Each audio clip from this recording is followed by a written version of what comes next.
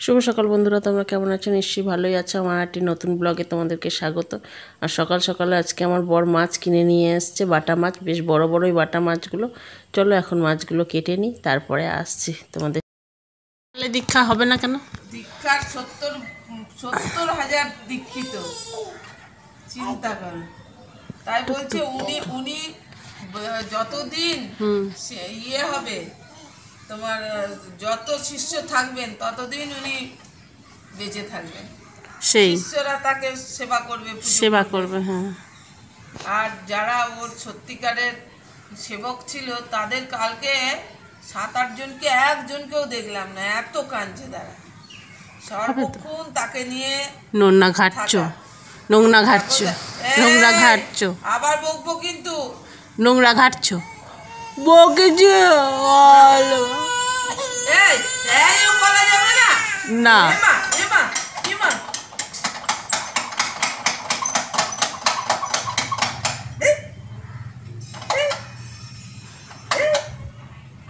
একটা কথা ইয়ে করে না, প্যাঁ করে কাঁদতে থাকে না।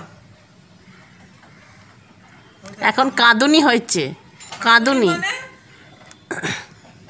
এইদিকে এইদিকে তাকা, এইদিকে এইদিকে এইদিকে এইদিকে এইয়া। এখানে নিম পাতা ভেজেছি। এই হচ্ছে সজনে ডাঁটা দিয়ে, আমার গাছেরই ডাঁটা, তোমাদেরকে দেখানো হয়নি। এই দেখো গাছের ডাঁটা, আর পটল দিয়ে আলু দিয়ে মাছ দিয়ে ঝোল। আর এইখানে হচ্ছে ভাত, গাছের পেঁপে ভাতে, আলু ভাতে নিম পাতা দিয়ে মাখবো। এই হচ্ছে আজকের রেসিপি। মাছের ডিমও আছে এতে, মাছের ডিম আছে, মাছ আছে, সব দিয়ে ডাঁটা দিয়ে মাছ দিয়ে ঝোল। দাঁড়া তোমাদেরকে গাছের ডাঁটা দেখাই। গাছের ডাঁটা আমার 4-5টা ডাঁটা হয়েছিল, তার 2টো রান্না করলাম, আর এই 2টো রয়েছে। বর তরমুজ কিনে নিয়ে এসেছিলো, আজকে তরমুজটা কাটলাম। আর তরমুজটা খুব মিষ্টি, আর আমার বর তো প্রচণ্ড পরিমাণে তরমুজ খেতে ভালোবাসে। কয়েকটা টুকরো খেয়েছে, দিয়ে যায় যে ঢাকা দিয়ে রেখে দিলাম, আবার পরে খাবে। অনেকগুলো জামা কাপড় ভিজিয়ে রেখেছিলাম স্নান করার সময়, সেগুলো কাচা হয়নি, ওই জন্য এগুলো কেচে নিলাম। এখন সন্ধে হয়ে গেছে, সন্ধেও দিয়ে নিয়েছি, দিয়ে নিয়ে ওগুলো কেচে নিলাম। আর আজকে রান্না করতে অনেকটাই দেরি হয়ে গেছিলো বলে গ্যাসটা গরম ছিল, ওই জন্য গ্যাসটাও মোছা হয়নি। গ্যাসটা মুছে নিলাম, গ্যাস টেবিলটা মুছে নিলাম। আর কিছু ভাত খাবার বাসন, রান্নার বাসন ছিল, সেইগুলো একবারে সব মেজে নিলাম। চলো এখন যাব একটা বান্ধবীর বাড়ি। শুভ সন্ধ্যা বন্ধুরা, আমি সন্ধ্যেবেলা সন্ধে দিয়ে নিয়েছি, দিয়ে নিয়ে সমস্ত কাজ বাজ সেরে নিয়েছি। দুপুরবেলা ভাত খাওয়ার পরে বাসনও পড়েছিল, বাসনগুলো মাজলাম। আর গ্যাসটাও মোছা হয়নি, আজকে অনেকটাই বেলা হয়ে গেছিলো বলে গ্যাস মোছা হয়নি। গ্যাসটাও মুছে নিলাম, নিয়ে এখন রেডি হয়ে নিয়েছি। এখন যাচ্ছি একটা বান্ধবীর বাড়ি, নেমন্তন্ন রয়েছে ডিনারে। আর এই বছরের শেষ মাসটা ভালোই কাটছে আমাদের। এক এক দিন এক একটা বান্ধবীর বাড়ি নেমন্তন্ন, বেশ মজা করেই কাটছে সন্ধেবেলাটাতে। চলো এখন যাই, সব বান্ধবীরাও রেডি হয়ে চলে এসছে। এখন যাই, গিয়ে যতটা পারবো তোমাদের সঙ্গে শেয়ার করবো। খুব মজাই হচ্ছে এখন, প্রচণ্ড পরিমাণে গরম, আর গলাটাও আমার ব্যথা করছে। ঠান্ডা গরম লেগে গেছে, জানোই তো আমার কদিন ধরেই শরীর খারাপ ছিল। আর গরমে কাশিও হচ্ছে প্রচণ্ড পরিমাণে, আর ঠান্ডাও লাগছে। চলো আর কি করব।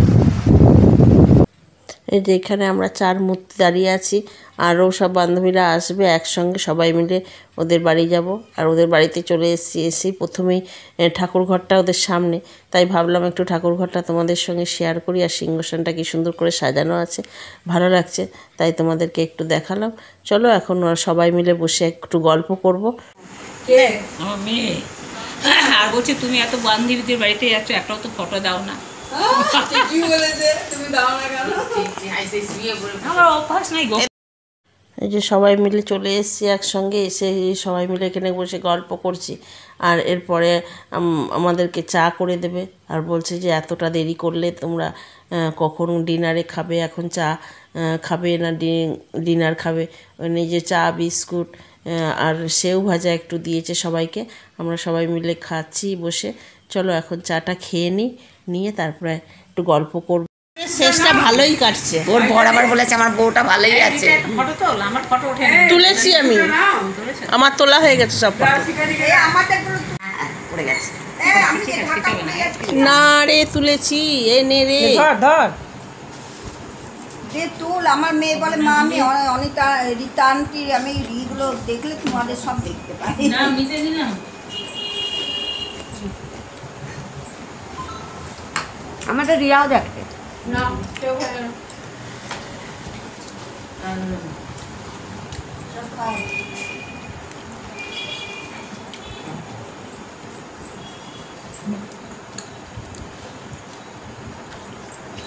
রসগোল্লা করার অভ্যাস করছি গানের জন্য। করো সত্যি ভালো। সত্যি আমার তো তুলে হয়েই যাচ্ছে, কি বলতে আমার